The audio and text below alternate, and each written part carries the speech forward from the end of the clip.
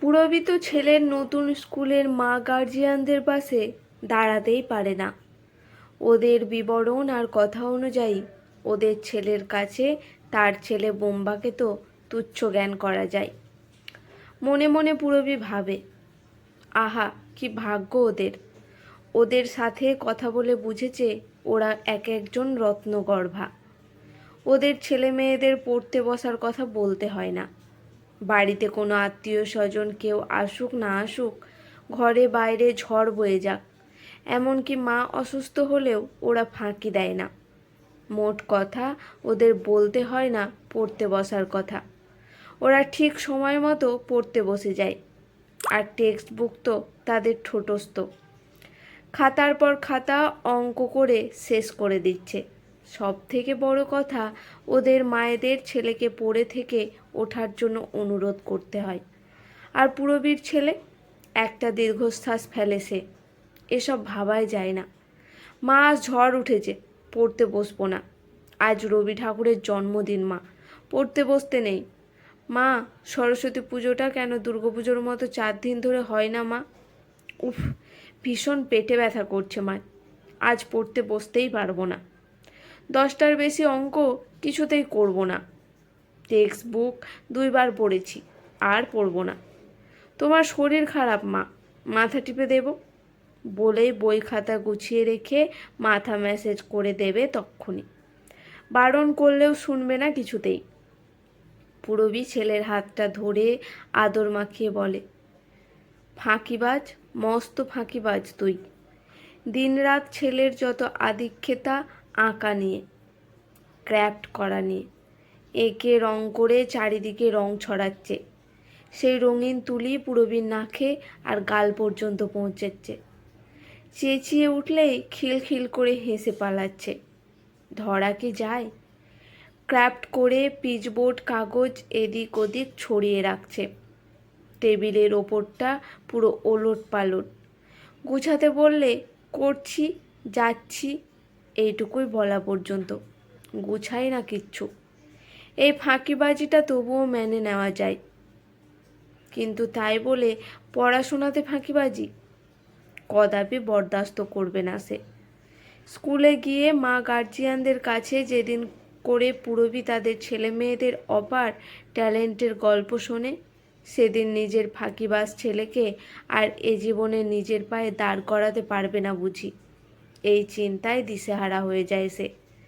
ফলে সেদিন স্কুল ফেরত ছেলের কপালে থাকে মায়ের গোমড়া মুখ আর গম্ভীর গলায় আইসক্রিম কিনে না দেওয়ার ঘোষণা। ব্যাপারটা ঠিক কী হলো বুঝতে পারে না বোম্বা। তাই বেশি বায়না করলে একখান কানমলা, ব্যাস, ক্লাস 5-এর বোম্বার চোখে জল। সেই দিনগুলোতে স্কুল থেকে এসেই সঙ্গে সঙ্গে পড়তে বসানো ছেলেকে, সেই সঙ্গে কয়েকদিন ধরে চলে সবার সাথে তুলনা। আর ছেলেকে ভীষণভাবে বোঝানো সে ঠিক কতটা ফাঁকিবাজ। বোম্বা চোখ উল্টে গোজ হয়ে থাকে। ব্যাস, রেগে গিয়ে ছেলের ওপর চলতে থাকে চড় থাপ্পড়, সেই সঙ্গে চিরন্তন ডায়লগ, এই যে এইভাবে ফাঁকি দিতে দিতে ফাঁকে পড়বি একদিন, সেদিনই বুঝবি। বোম্বা ফাঁকে পড়ার সঠিক মর্মার্থ না বুঝতে পেরে পেনের পেছনটা চিবাতে চিবাতে চেয়ার টেবিল আর বিছানার ফাঁকগুলোর দিকে অবাক হয়ে তাকিয়ে থাকে প্রায়।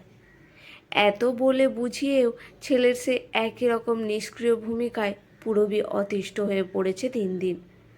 ক্লাস 5 বলে কথা, বড় স্কুল, চাপ বেশি। দিনের পর দিন ছেলের প্রতি কঠোর হচ্ছে সে, আলগা দিলে চলবে না। পুরবীর স্বামী বিমানও আজকাল টের পায় স্ত্রীর আঁচ। বাড়ি ফিরলেই শুনতে পায় নালিশ। অফিস করে বাড়ি এসেই ল্যাপটপ খুলছে, এক গ্লাস জল তো গড়িয়ে খেতে হয় না, সব মুখের কাছে জোগাড় করে দিই, ছেলেটাকে তো একটু সময় দাও। আজও তাই। একটু আগেই বোম্বা মার খেয়েছে মায়ের সাথে তর্ক করে। তর্ক ঠিক নয়, তার মা যেই বলেছে টিভি দেখা ফোন ঘাঁটো যখন, তখন বলতে হয় না একবারও, শুধু পড়তে বসার কথা বারবার বলতে হয়। মোটে পড়তে বসতে ইচ্ছে হয় না, না? বোম্বা মুখ ফসকে নিজের সপক্ষে যুক্তি দিয়ে বলে ফেলেছে, পড়তে বসতে কারই বা ইচ্ছে হয় মা? ব্যাস, আর যায় কোথায়? মুখে মুখে তর্ক তোর শুধু। বলেই ঠাস করে চড় মেরেই বোম্বার বাবার কাছে নালিশ করতে গিয়েছিল তার মা। এমন গুরুতর নালিশ শুনে বিমান ছেলের কাছে এসে বসে। বোম্বা চুপ করে বসে আছে, ইংরেজি বই মুখে নিয়ে। বিমান ছেলের মাথায় হাত বুলিয়ে দেয়। মিনিট কয়েক পরে অভিমানী ছেলের চোখ থেকে ফোঁটা ফোঁটা জল পড়তে থাকে ইংরেজি বইয়ের ওপরে। সেই দেখে বিমান ছেলেকে কাছে টেনে নেয়। বোঝে পরিস্থিতি মোটেই ঠিক নয় দুই তরফের। দরজার আড়ালে দাঁড়িয়ে চোখ মোছে পুরবিও। ছেলের কাছে সে অপ্রিয় হয়ে উঠেছে দিন দিন। কিন্তু কি করবে সে? স্কুলে যদি স্ট্যান্ড করতে না পারে, অন্য গার্জিয়ানদের সামনে দাঁড়াতে পারবে সে? এই তো হাফ ইয়ারলি পরীক্ষার সময় ছেলের অঙ্কের রেজাল্ট একটু খারাপ হতেই সৌমিকের মা দেখি দেখি করে রিপোর্ট কার্ডটা তার হাত থেকে নিয়ে দেখে। বিস্ময়াতীভূত হয়ে বলেছিল, মা, এত কম কি করে পেল তোমার ছেলে? কোশ্চেন তো সোজাই এসছিল।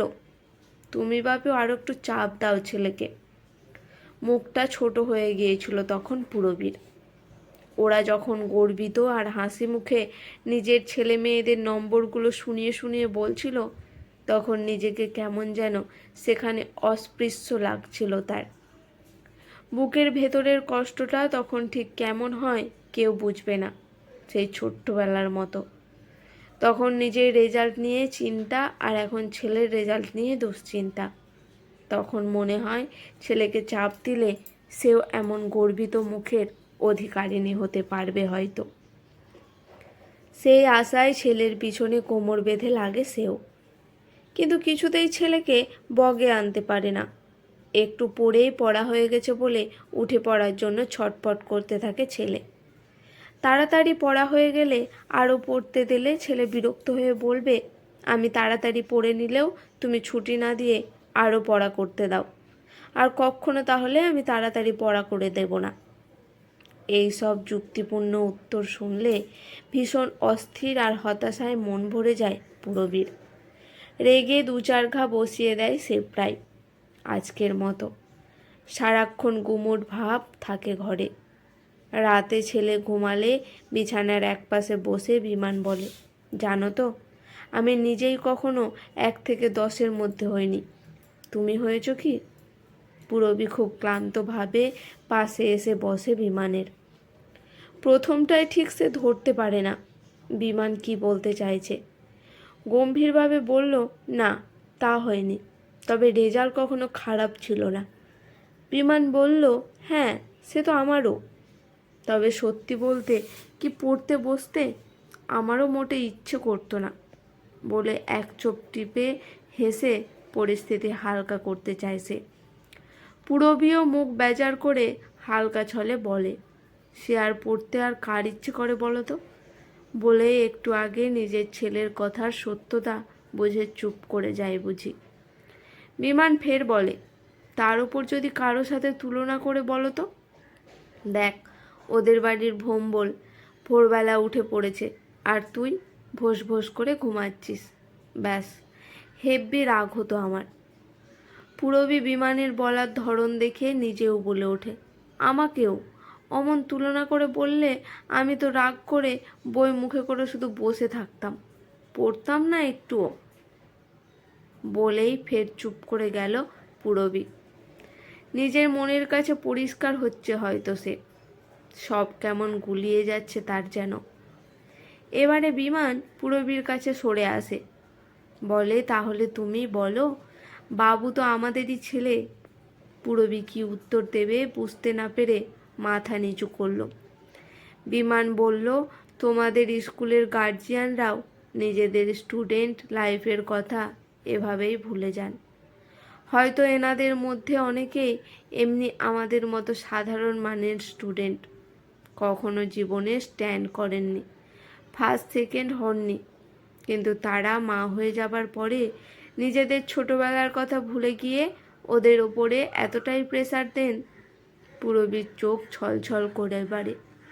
ঠিকই তো, অনেকেই করে এমন, সে নিজেও তো। নিজের ওপরে এবারে রাগ হয় তার। বিমান খুব আলতোভাবে বলে, তাতে কি বাচ্চাটা পড়াশোনা করে হয়তো ঠিকই, কিন্তু তাতে শেখার আগ্রহ কতটুকু থাকে? কত ব্রিলিয়ান্ট ছেলে শেষ হয়ে যায় এইভাবে চাপে পড়ে, জানো? পূরবীর চোখের জল মুছতে দেখে বিমান স্ত্রীর কাঁধে হাত রেখে বলে, আমিও ফাঁকি দিতাম ওই বয়সে। তাই বলে কি আজ আমি জীবনে স্ট্যান্ড হইনি? পরীক্ষায় ভালো রেজাল্ট করলে শুধু জীবনে দাঁড়ানো যায় না, এটা কেন ভাবো? ওকে ওর মতন করে পড়তে দাও।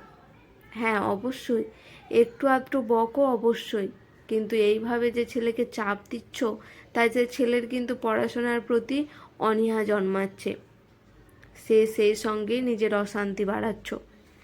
কি বলো, সত্যি বলছি কি না? পূরবী কান্না থামিয়ে বলে, হ্যাঁ গো, সত্যিই বলছো। বেশি বকছি বলে ছেলেটা আমার ওপরে রেগেও যাচ্ছে, কিন্তু কি করব বলো? শোনো, কাল থেকে আমি স্কুলে যাবার গাড়ি ঠিক করে দিচ্ছি। তুমি তো আর ভালো ছেলে মেয়েদের গার্জিয়ানদেরকে ইগনোর করতে পারবে না।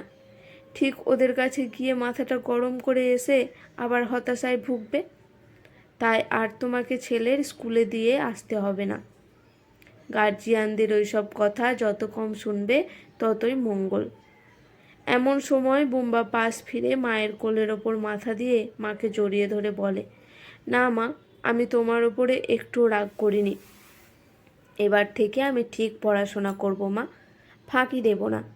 কিন্তু তুমি আমার জন্য এভাবে আর কাঁদবে না কখনো। বিমান অবাক হয়ে বলল, এ কি রে বাবু, তুই ঘুমাসনি এখনো? বোম্বা লজ্জায় মায়ের কোলে মুখ গুজল। পূরবী বুঝল তার ছেলে ফাঁকিবাজ, কিন্তু যে ছেলে মায়ের দুঃখ কষ্ট পায় সে ছেলে মানুষের মতো মানুষ হচ্ছে, এ বিষয়ে সে নিশ্চিন্ত। মানুষের মতো মানুষ হওয়াটা আগে দরকার। ভীষণ আদরে জড়িয়ে ধরে সে ছেলেকে। আজকের গল্প এখানেই সমাপ্ত। কলমে ঝুম্পা মণ্ডল। গল্পটি ভালো লেগে থাকলে অবশ্যই আমার পাশে থাকবেন।